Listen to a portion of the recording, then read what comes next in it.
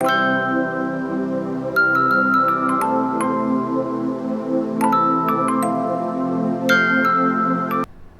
स्वागत है आपका अगले पार्ट में इंजीनियरिंग ए आज़म। इंजीनियरिंग ए आज़म इसलिए यहाँ पर नाम रखा है इस वाले एपिसोड का क्योंकि जब फाइनल ईयर था, थर्ड ईयर के अंदर जो है वो मैंने एनुअल फंक्शन में पार्ट लिया था और एक प्ले किया था हमने, स्किट जिसको बोलते हैं, और मैं ही जाके नाम लिखा के आया था कि भैया प्रवाह आइलैंड ग्रुप करेगा, और 20 लोग थे हमारे ग्रुप में और वो हमने किया था और मैंने जो है वो फर्स्ट प्राइज़ जीता था उस थर्ड ईयर के अंदर इंजीनियरिंग ए आज़म करके अंदर। मुझे बड़ी खुशी हुई थी। ये वाली फोटो भी है। हालांकि ये प्ले नहीं देख पाए थे, प्ले कैसा था।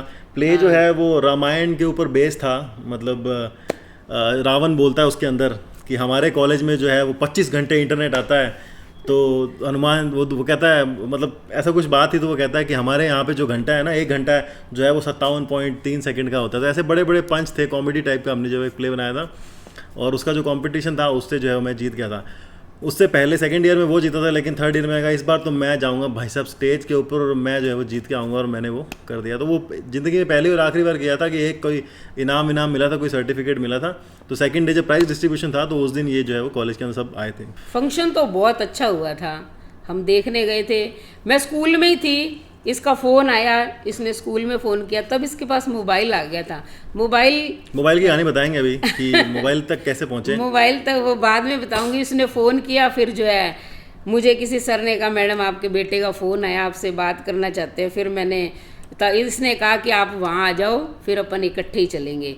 मेरे ख्याल में कहाँ, वहाँ हनुमान जी के मंदिर के पास जो बस स्टैंड है वहाँ गए थे। इतना याद नहीं मुझे। हाँ, वहीं गए। फिर वहाँ से ऑटो चलती थी, सारे जो बच्चे, वहाँ से ऑटो चलती थी। जो मान लो लोग जैसे गांव से कुछ लोग आते हैं, जैसे अगर आपने सूरतगढ़ से देखा हो, थर्मल से सूरतगढ़ जाने के लिए एक बस चलती है, नहीं पता होगा शायद, दिखाया नहीं आपको।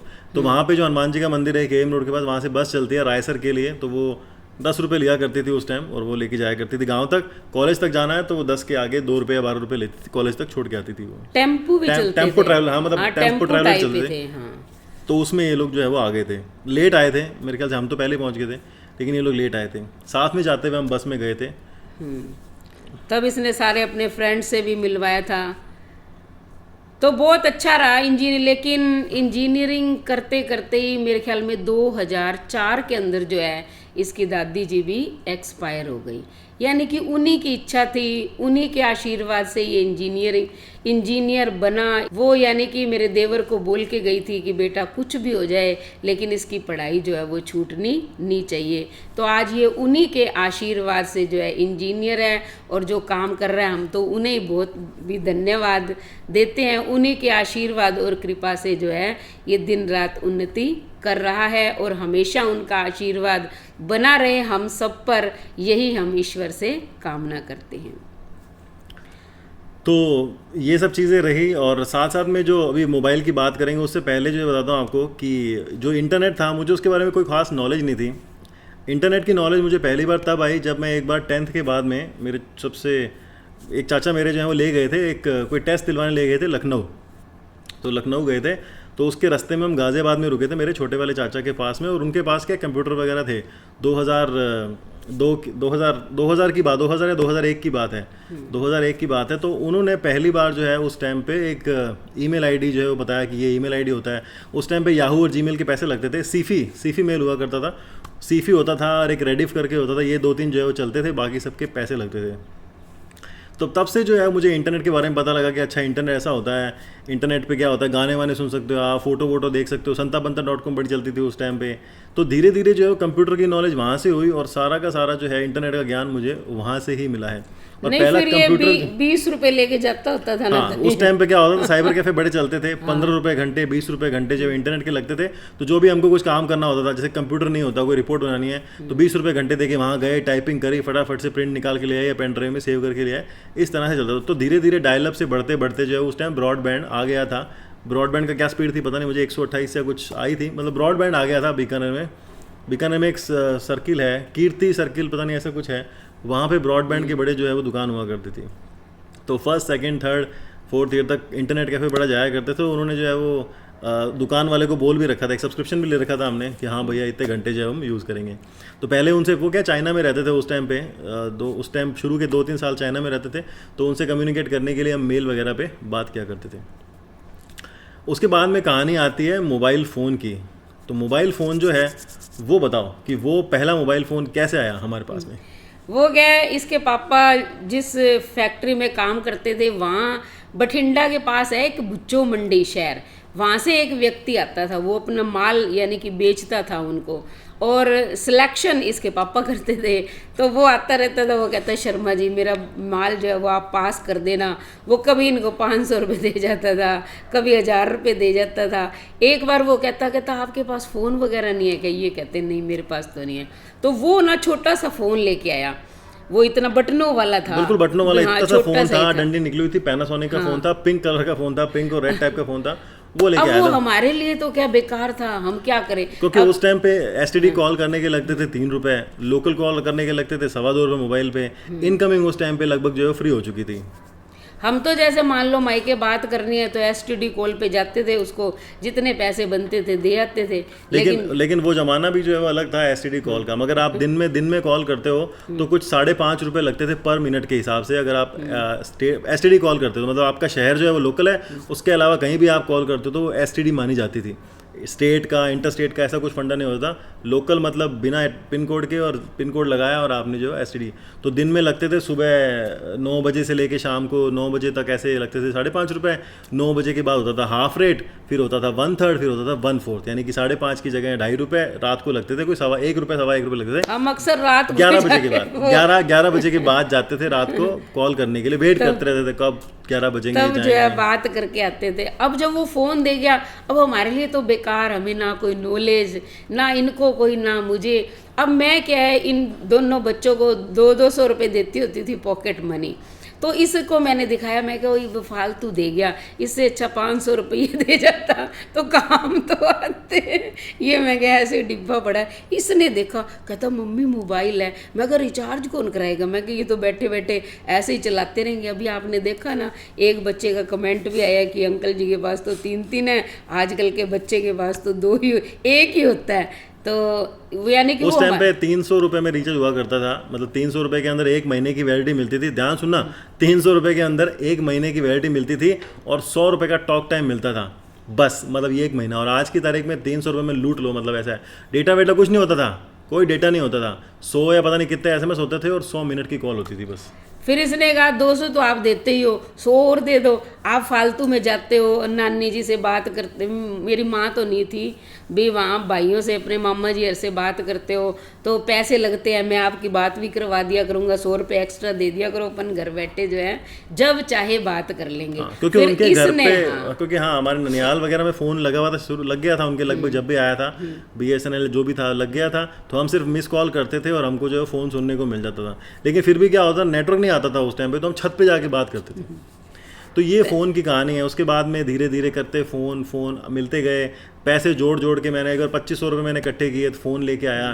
2006 आ चुका था तब तक, 2005 या 2006 आ चुका था। तब मैंने अपना जो रिलायंस का वो ग्रीन वाला फ़ोन आता था, जिसमें 2200 रुपये के अंदर आपको 2500 रुपये का टॉक टाइम मिलता था, 24 घंटे कॉल भी फ्री मिलती थी, रात को भी कॉल फ्री मिलती थी। दुनिया भर के जो है वो ऑफर मिलते थे रिलायंस के अंदर शुरू में। नहीं, इंजीनियरिंग के बाद तो फिर जॉब शुरू कर ली थी ना पहले सबसे। हाँ, मैं इंजीनियरिंग की बात कर रहा हूँ। उसमें पहले ही 2500 थे, 2500 रुपये के लगभग लाया था। 2006 की बात है ये, 2005 और 6 के अंदर फ़ोन आ गया था। मैं खुद का फ़ोन ले लिया था, मतलब पहले जो फ़ोन मिलते थे वो किसी के सेकंड हैंड या कुछ मिलते थे, नहीं अब फुल मैंने जो फ़ोन खरीद ही लिया था पक्का। फिर तो जब चाहे गता आराम से बात करो, कितनी मर्जी देर बात करो, कोई बात नहीं, पैसे लगेंगे, लग जाएंगे। यानी कि उदार दिल तो ये शुरू से ही है। फिर हम फ़ोन पे बात करने लग गए थे। पर इसने क्या जीवन में मेरी है, अब देखो इंजीनियरिंग करता था, उन दिनों मैं बेसिक स्कूल में पढ़ाती थी भी।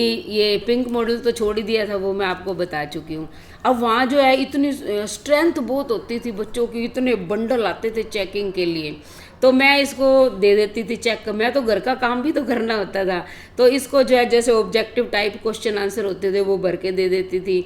और भी इसको बता देती थी, मान लो कहीं कन्फ्यूज़न हो, जैसे पर्यायवाची शब्द बच्चे कुछ भी लिख सकते हैं, तो वहाँ मुझसे पूछ लेना, मुहावरे का वाक्य है भी ठीक जच रहा है नहीं जच रहा बोल रहे ना, तो ये वहीं बैठे मेरे खूब हेल्प करता था, बड़े बड़े क्वेश्चन छोड़ देता था, बाकी सारे चेक कर देता।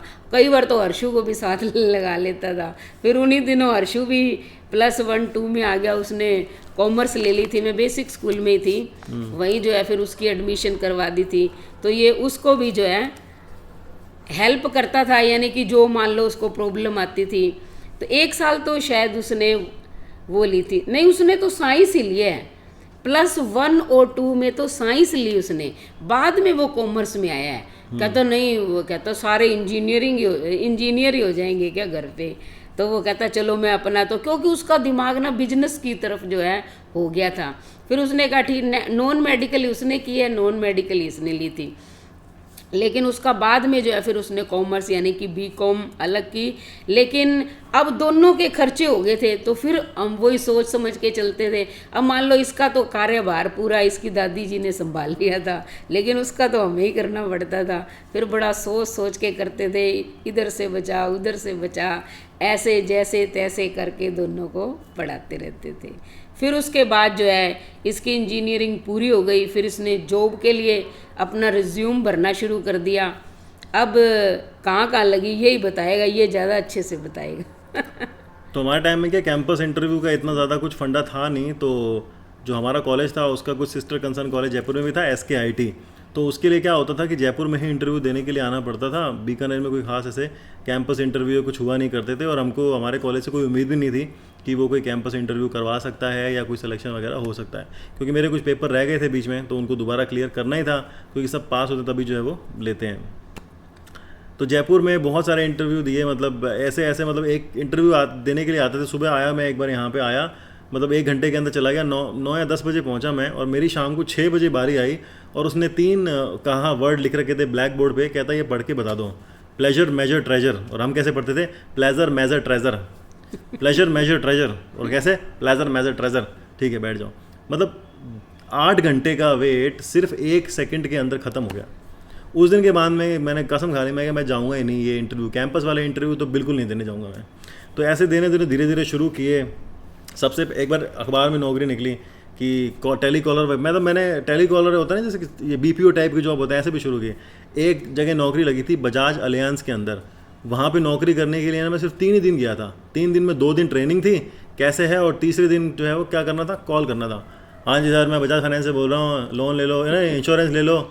पहला जो फ़ोन लगा था ना वो सीधा LIC वाले को ही लगा था। वो एक लिस्ट लेके आते हैं, उसमें रैंडम से नंबर लिखे होते हैं, कॉल लगाओ। पहला ही कॉल जो है वो इंश्योरेंस वाले को लगा था। आ गया वापस, मैं क्या भाई तू इसके लिए नहीं बना है, छोड़ दी मैंने वो जो। मतलब 1 दिन करी और 2 दिन ट्रेनिंग और 1 दिन करी, छोड़ के भाग गया। उसका फ़ोन आता ना, मैं क्या भाई अपने बस की बात नहीं है, हम नहीं आ सकते, हमसे ना हो पाएगा। तो फिर क्या है कि काफ़ी लोग जयपुर में थोड़े बहुत जानकार हो गए थे, उनको बोला कोई नौकरी दिलाओ नौकरी दिलाओ। तो उन्होंने कहा कि दिल्ली के अंदर जो है वो चले जाओ, मेरे नोन है उनकी है ना एक एम्पलीफायर बनाने वाली कंपनी है। एम्पलीफायर समझते हो, जो माइक में बोलते हैं हेलो 1 2 3 एंड 2, ये फ़ोटो भी दिखाता हूँ आपको। ये एम्पलीफायर वहाँ पे बनते थे अलग अलग कंपनी के लिए, आहूजा के लिए तो है ही मेन, और बहुत सारी कंपनी और भी थी उनके लिए बनते थे।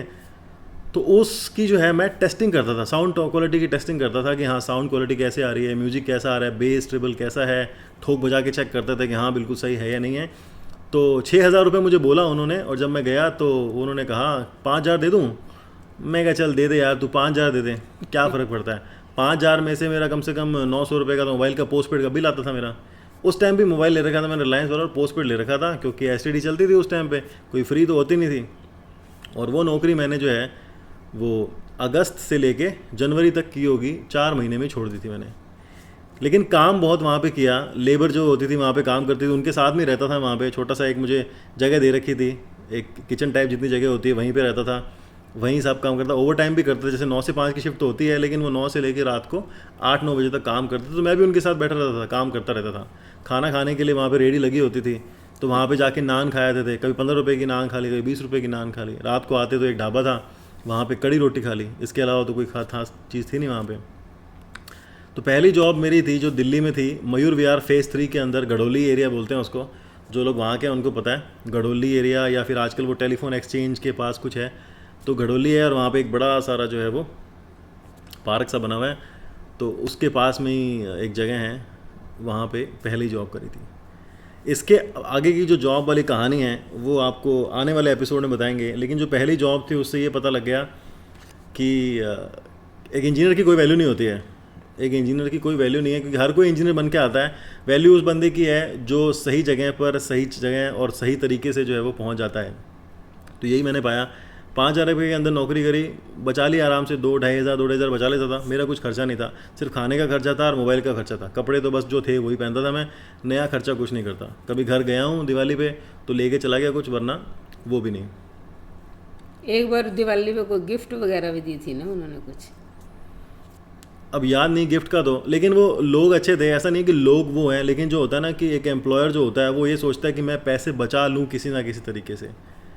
तो मैं जब तक फिर ये घर आ गया था, फिर ये ना कई दिन तो रहा, फिर इसने सोचा मैं कुछ अपना करता हूँ। कुछ कहा था ना कि मैं वो लगवाऊंगा, इंटरनेट लगवा लूंगा घर पे, अपना काम नहीं, किया। वो बात की बात है, वो बात की बात है। उसके बाद बस जब मैं ये नौकरी छोड़ के आया और उसके बाद में जो है वो मंगलम में कब लगी थी? हाँ, वो बहुत बात की बात है। तो पहली जॉब दिल्ली में करी थी मैंने, जो है मोस्टली मेट्रो सिटी जिसको बोलते हैं ना, कि मेट्रो जिसको बोलते हैं, हाँ ये मेट्रो सिटी है, राजधानी मेट्रो नहीं, राजधानी की बात करता हूँ मैं। देश की राजधानी सबसे पहले दिल्ली में काम किया। उसके बाद में मैंने काम किया था 2008 जनवरी 2008 में मेरी लगी थी मुंबई में जॉब। जनवरी 2008 से 13 जून 2008 मुंबई में करी। फिर छोड़ के आ गया वापस जयपुर। फिर मैंने जयपुर में काम किया 1.5-2 साल, और उसके बाद मैंने काम किया बेंगलोर। तो ये बताएंगे अगले एपिसोड के अंदर कि ये कहानी जो है वो कैसी रही, और मेरा पता नहीं राजधानी के साथ में जो है वो क्या खास नाता है। इसके अलावा मैंने कहीं जो है वो खास काम नहीं किया। ये मुंबई में रहा, मुझे बुलाता रहा, मम्मी आ जाओ, पर मैं तो नहीं, मेरी छुट्टी के पैसे कट जाएंगे, मेरी छुट्टी के पैसे कट जाएंगे। गई नहीं। अब इसको कहते मुझे मुंबई घुमा के लाओ, कहता आराम से, कहता आराम से, इतना अच्छा घर है, और इसने जो लिया हुआ था वहाँ एसी भी लगा हुआ था। कहता कोई गर्मी नहीं है, आप आ जाओ। होली पे मुझे छुट्टियाँ मिली थी, जब भी ये बुलाता रहा कहते हैं 1-2 छुट्टी हैं, 1-2 और ले आओ। पर मैं तो बस वो 1 दिन की सैलरी भी कभी कटवाई नहीं ज़िंदगी में, चाहे कुछ भी हो गया, इसलिए गई नहीं। अब तो पछताती हूँ, चली जाती तो सही रहता। फिर उसके बाद मैंने नहीं किया। अब जब बेंगलोर में इसने जब भी बुलाया तुरंत भाग जाती थी। ये मेरी गर्मियों की छुट्टियों से पहले ही प्लेन की टिकट करा देता था, कहता और पूछता था अब कहाँ जाना है, अब कहाँ जाना है। वो वाली स्टोरी हम बाद में सुनाएंगे। तो ईयर बाय ईयर चल रहे हैं धीरे धीरे। स्टोरी आपने कहा ना कि ट्रैक से हट रही है, तो ट्रैक से हटी नहीं है, बस वो ठीक है, माहौल बना के रखना चाहिए। तो ये कहानी थी यहाँ से। साथ ही साथ थर्मल भी चल रहा था, साथ ही साथ इंजीनियरिंग भी चल रही थी, साथ ही साथ नौकरी भी हो गई थी। मतलब 2008 में बता रहा हूँ, थर्मल अभी आया नहीं था वहाँ पर। तो अभी मैं मुंबई गया 2008 के अंदर, 2009 में, और फिर जो है वो आगे कहानी शुरू होगी। तो इस वीडियो में इतना ही। सवाल पूछते रहा करो, ताकि जो है वो अगर कुछ भूल जाए हम और आप याद दिलाओ तो उसका जवाब भी देने में मज़ा आएगा। तो ठीक है, आज के लिए इतना ही। अगर हमारी वीडियो आपको पसंद आई तो चैनल को सब्सक्राइब करके रखें, लाइक करें, शेयर करें, कमेंट करें, और बेल आइकन के बटन को दबाएं ताकि अगली वीडियो का नोटिफिकेशन सबसे पहले आपको मिले। धन्यवाद।